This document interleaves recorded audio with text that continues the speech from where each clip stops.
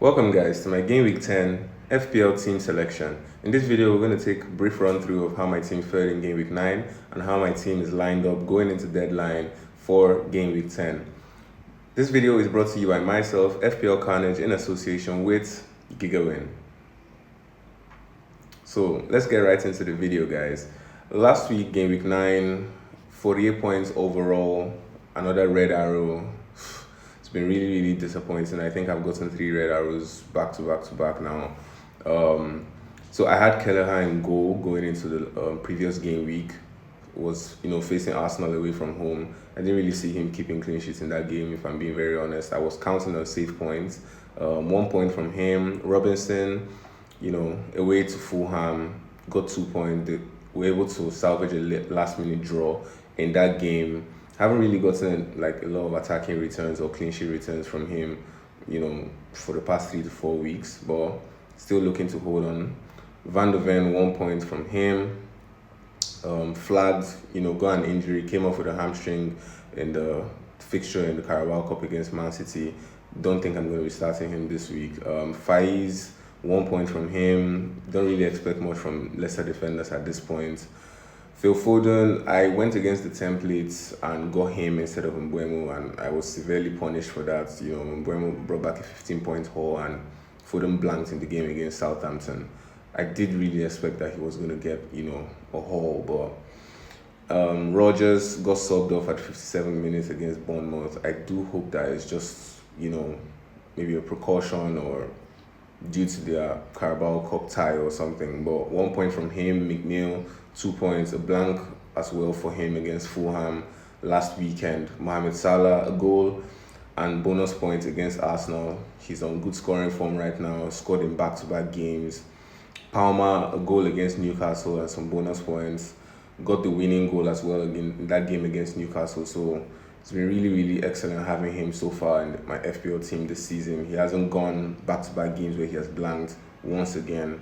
Delap came off the bench in the Brentford game, a 4-3 goal thriller, got a goal, could have easily gotten a brace but hit the woodwork in the dying minutes of the game. Erling Haaland, my captain, got a goal, and I don't think he got any bonus points in that game, so 12 points from him. 48 points overall in that particular game week.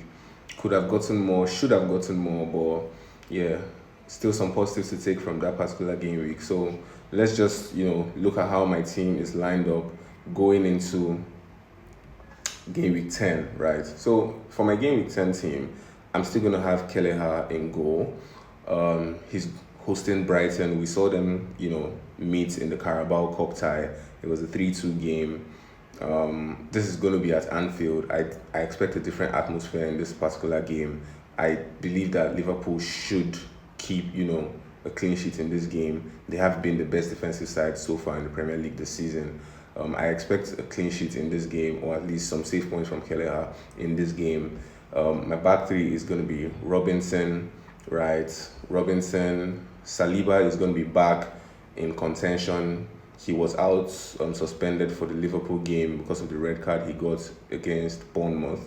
But he's available for selection, so he's going to be my second defender going into game week 10. And then we have Faiz as my third defender going away to Ipswich Town. I'm not so sure how I feel about that game. It could be a 1-0 game. It could also be a goal thriller, but my fourth defender, which is Van de Ven, is injured, so Faiz is going to come in for me, be my third defender. In my midfield, I have Phil Foden, going away to Bournemouth. Usually, City away to Bournemouth is usually a tricky game.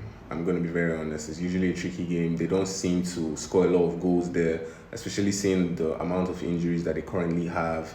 Grealish out injured, Doku, Savinho got injured in the Carabao Cup tie. KDB is still out injured. Akanji had to, get dropped from the lineup due to injury as well. So the injuries just keep on piling up for City, and I don't know how that's going to affect them in the game against Bournemouth as well, seeing that they don't usually even score a lot there, even with a full team. So, yeah, I have Foden. I may be looking at moving away from him with my 1 free transfer. But yeah, he's starting for me for now. Rodgers, my second midfielder, going away to Tottenham. Tottenham have been conceding a lot of goals. They lost their last game to Crystal Palace over the weekend. They may be looking to bounce back, but I do feel like Aston Villa have what it takes, to give them a good game. So I'm expecting Rodgers to have a good game and, return some points against Tottenham. McNeil is my third defender. He is flagged. He didn't really train much this week, and we didn't really get precise news from Sean Dyche on whether he's going to be available for selection or, whether he's ruled out for the week. So I am contemplating between taking him or Phil Foden out, as to use one of my free transfers, but he's in my lineup for now. Salah, my fourth midfielder, home against Brighton. He didn't start the Carabao Cup game against them. He's fresh, and he's going to be fully firing for that game. It's a home game. I do believe he will return something in that game against Brighton. He has a good record against them as well. Palmer, my fifth midfielder, going away to Manchester United, scored a hat-trick when he faced Manchester United last season to give his team a 4-3 win. He has been on excellent form. I do back him to get something out of this game. I don't know whether it's going to be a massive haul. Manchester United have looked different since they started Erik ten Hag. Their game against Leicester in the Carabao Cup was, something to talk about. So it may not be an easy game for Chelsea, but Palmer should be able to get something out of that game. Delap, my first forward, hosting Leicester. He was benched, in the 4-3 trailer with Brentford last weekend, but I do believe that he's going to, start this game. He came off the bench and he was really, really good. Like I said, he should have gotten the 9-minute equalizer, but his shots went off the bar, and the game ended 4-3 unfortunately. But he looked really sharp. He looked hungry when he came up. So he may, be back in contention for the game against Leicester City. And then finally, my second forward is Erling Haaland, going away to Bournemouth. He doesn't have a terrific record against Bournemouth, by the way. I think since joining Man City in 2022, he has scored just 1 goal or 2 goals against Bournemouth, and they've both come at home. He doesn't have a great record against them away, so I think it's just a goal and an assist, or 2 goals and an assist against Bournemouth, which leads me to my captaincy for this week. I'm going to be placing my captain armband on Mohamed Salah this week because I just have more faith in him to return as my captain this week than I do for Erling Haaland, just due to the record and then due to the injuries Man City are currently facing. I don't want to, bank on him, seeing the amount of injuries that Man City currently have and his record against Bournemouth. Bournemouth are also really quite tough side to face in their home. So I'm going to stick my armband on Erling Haaland, but my vice captain is going to be on. I'm going to stick my captain armband on Mohamed Salah, but my vice captain is going to be on Erling Haaland going into this week. Saka is back. He started the game against Liverpool, got the first goal of the game.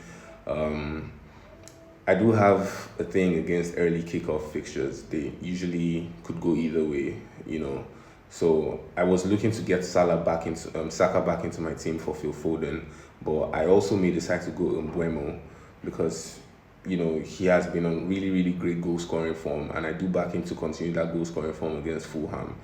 So I may go that way, or I may just roll my transfer to game week 11. I'm just prep myself for the international break that's coming. But yeah, so far I just have one transfer target in mind. Either I go Mbeumo, or I go Bukayo Saka, or I roll my transfer. I don't mind sticking with Phil Foden. I do believe he's going to start the game. And he has a good scoring record against Bournemouth, so it's not really a bad idea to actually roll the transfer and leave him in my team. So this is what my team looks like going into game week 10. So yeah, thank you guys for watching my video. If you're new around here, hit the subscribe button. If you enjoyed the video, like. If you have any questions pertaining to the FPL game week, please leave them in the comment section. I'll do well to get back to them as soon as possible. Don't forget to set your teams. The deadline is tomorrow at 12. See you guys in my next FPL video. Once again, this video is brought to you by myself, FPL Carnage, in association with GW10.